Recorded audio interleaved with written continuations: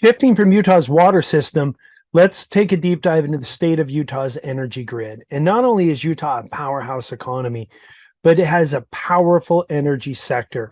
And in this, we're going to look at big picture, how Utah is a critical power and energy supplier in all of the Rocky Mountain region, but also provides power down to Nevada and down to California. And we're going to look at the grid of today, but also some of the fundamental changes that of projects that are coming online that are making Utah a continued energy leader and also a renewable energy hub for all of the Western United States, and how agrivoltaic storage and EV microgrids can play a real critical role in not only integrating and synergizing with this larger transformation into the US supergrid, but also creates an incredible market opportunity for individual farms and ranches to install their own decentralized and distributed grid systems to participate in this great transformation. So when we look at Utah's energy economy, it is the #1 sector that we reviewed in the overview. And Utah is an energy-rich state with vast traditional and renewable energy resources. And here we're pulling from the Utah Office of Energy Development and the Department of Natural Resources. Energy is a $20 billion industry in Utah, generating $656 million in state and local revenues.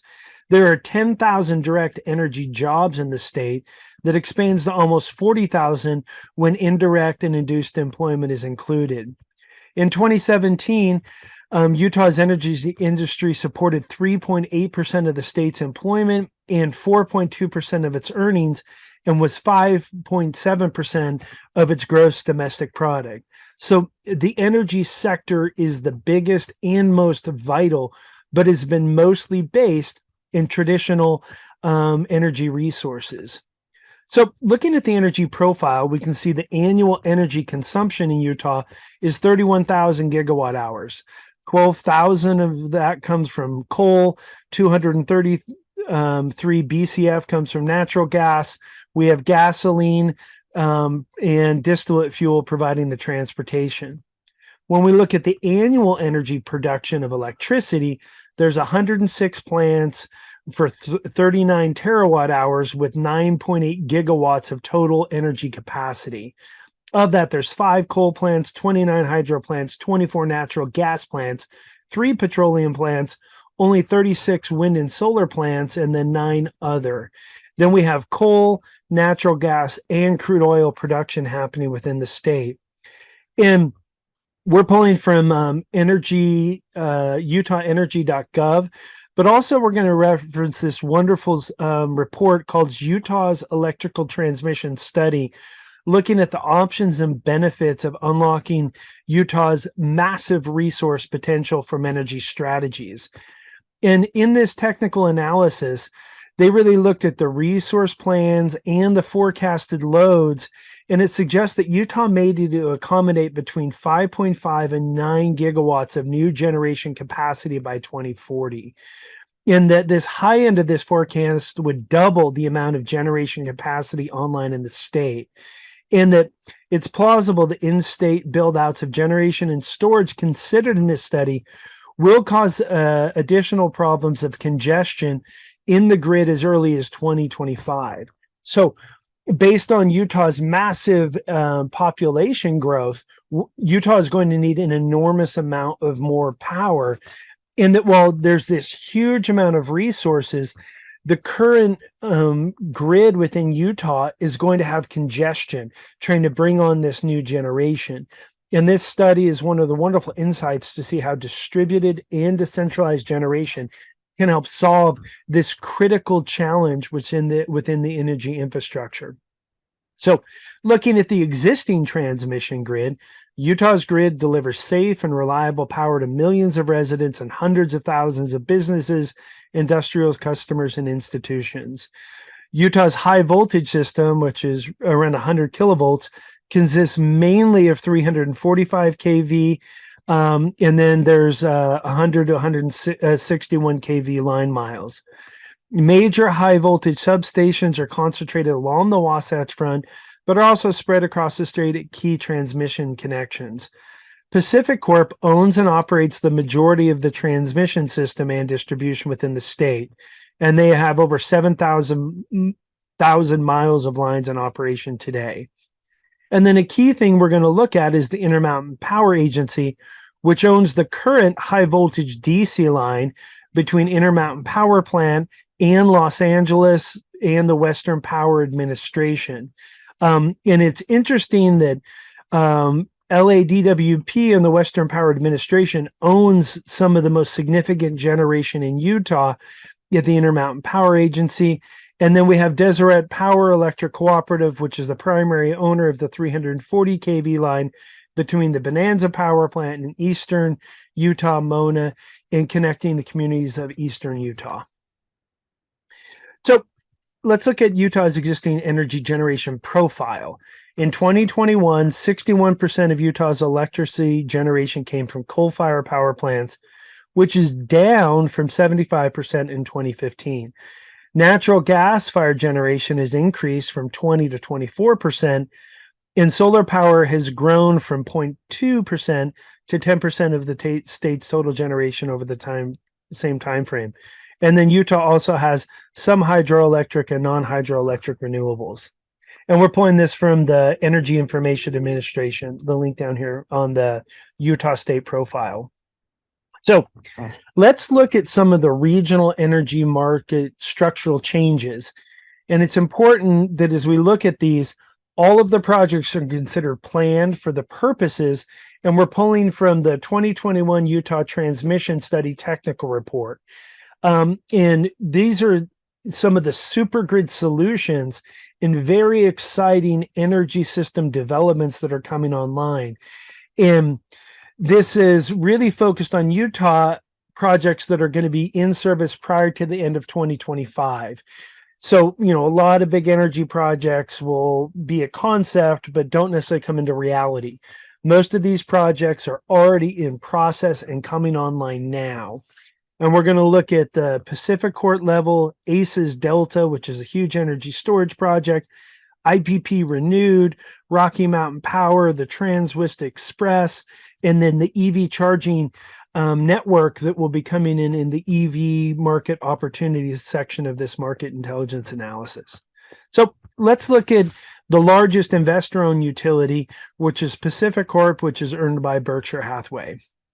Pacific Corp is the largest grid operator in the Western United States, serving 2 million customers in 6 states. And it has 2 distinct business units. One is Pacific Power, serving Oregon, Washington, California, and then Rocky Mountain Power, which services Utah, Wyoming, and Idaho. And this is a vast regional investor-owned utility with 6,400 employees covering 136,000 square miles and a whole bunch of distribution, transmission, and generation. And there's a link to the Pacific Corp website for all of this information. So let's look at the Pacific Corp Energy Gateway Transmission Expansion Project. As part of their regional plan, Pacific Corp is committed to invest $18 billion in developing a more interconnected electric transmission grid in the Western U.S. and Canada, providing a conduit for increased renewable energy to be delivered. The Pacific Corp plans to invest $8 billion on major transmission projects, primarily in Wyoming, Utah, Idaho, and Oregon, including the Gateway West and the Gateway South projects, which are bringing high voltage transmission lines into this territory. And we want to highlight a key one that's going to be really critical as we look at our microgrid project, which is called the Gateway South, happening from Sigurd down to Red Butte. And this is going to be a high voltage transmission line, approximately 400 miles. And it's going to be connecting southeastern Wyoming down to Mona, Utah. And then there's also the Sigurd to Red Butte line, which is called the Segment G, which is a critical piece of the Energy Gateway transmission expansion, bringing in a 345 kilovolt high voltage transmission line, 170 miles. And as we looked at in the U.S. intelligence analysis, The US grid is going through this transformation to become the super grid, and the Energy Gateway Transmission Expansion Project is really showing how Pacific Corp is upgrading and bringing high voltage DC lines and upgraded transmission stations specifically to bring online new renewable energy generation, which presents a massive opportunity for distributed and decentralized agrivoltaic solar projects to come online and to participate into this significant upgrade to the supergrid. And then ACES Delta. This is the world's largest energy storage project. And as someone who's been involved in the energy sector for over 15 years now, a couple of years ago, you were seeing Tesla mega pack projects, and they were 100 megawatts, and then some of the biggest were 200 megawatts. So we have a couple 300 megawatt energy storage projects were by far the largest in the world. ACES Delta is going to be 150 gigawatt hours. It is by far the world's largest energy storage project, and it's going into Delta to be the world's largest renewable energy hub to produce, store, and deliver hydrogen to the Western United States. And this is part of the Advanced Clean Energy Storage Hub to help decarbonize the region and lead the path towards 100% renewable futures. It's going to be initially designed to convert renewable energy through 220 megawatts to produce 100 metric tons per day of green hydrogen, which is going to be stored in these massive salt caverns in Delta. And eventually they will be able to store up to the 150 gigawatt hours of energy. So as we look at this interconnection of the supergrid, the world's largest energy storage project is coming online to be able to hold this massive amount of new generation as we more efficiently move it throughout the region. And then this is a project to be able to convert a lot of that into hydrogen. And that this feedstock will then be fed back to the Intermountain Power Agency's IP Renewed project with an 840 megawatt hydrogen capable gas turbine. So moving from that to IP, the current Intermountain Power Agency, which is in Millard, Utah, and it generates an average of more than 13 million megawatt hours of energy each year from 2 coal-fired plants. And it's on a 10,000 acre site that's strategically located at a crossroads of existing and developing renewable electricity, natural gas, petroleum liquids, rail, and highway infrastructure. This energy project delivers the project's AC and DC transmission to 35 participant projects, principally serving Utah and Southern California.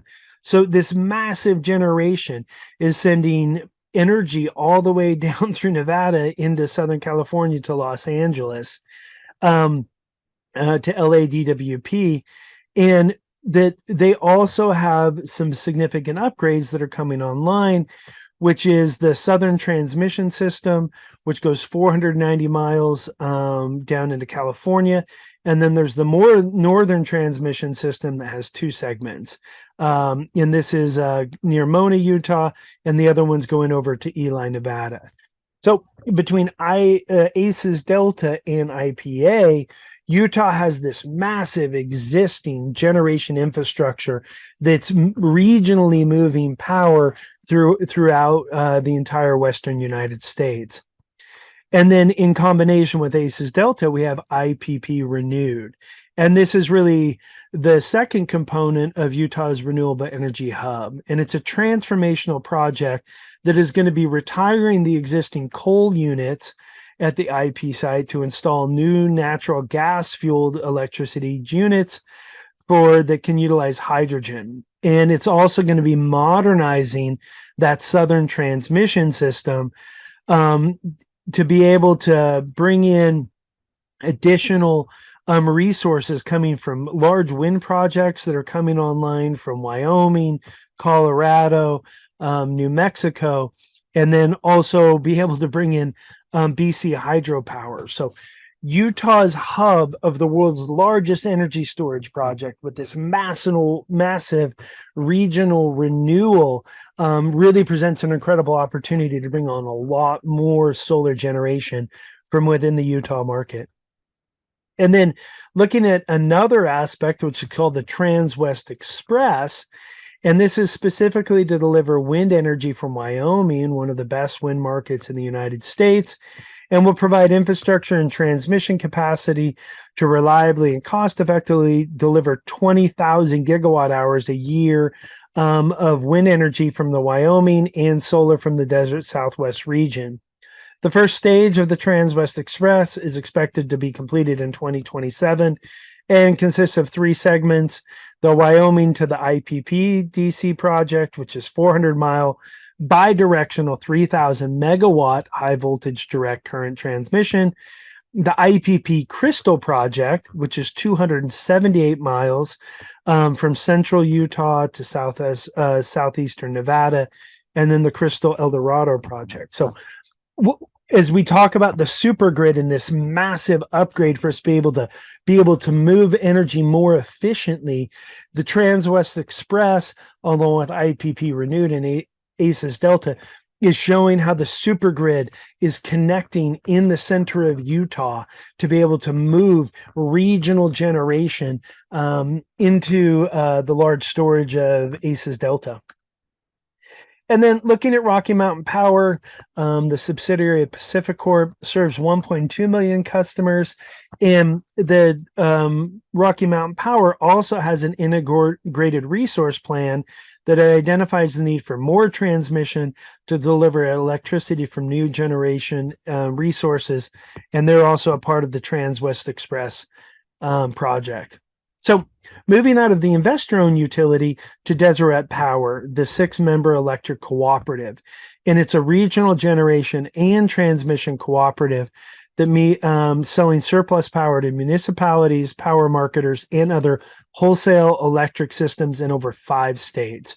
Deseret owns 223 miles of transmission lines and 550 megawatts of generation. Deseret Power is a vertically integrated power producer and is organized as a cooperative, as a nonprofit that is owned by its 6 members. As a cooperative, Deseret avoids the pressure to provide profits to shareholders, as is in the case with investor-owned utilities, and all profits are kept within the Deseret Power member system. Deseret's primary generating source is the Bonanza Power Plant that is currently a coal-fired plant. In pulling from Deseret Power, we can see that all of the 6 cooperatives total 7% of the existing purchasers and power of the IPP Renewed project. And that Garcane Energy, the one that we're focusing on in this market intelligence analysis of Utah, is a 1% share. So again, looking at this ecosystem of nonprofit electric cooperatives that Deseret Power represents is a huge opportunity to really integrate innovation within agrivoltaic storage systems to be able to participate in this grand transformation of the Utah supergrid that's happening within the larger United States electrical energy system transformation.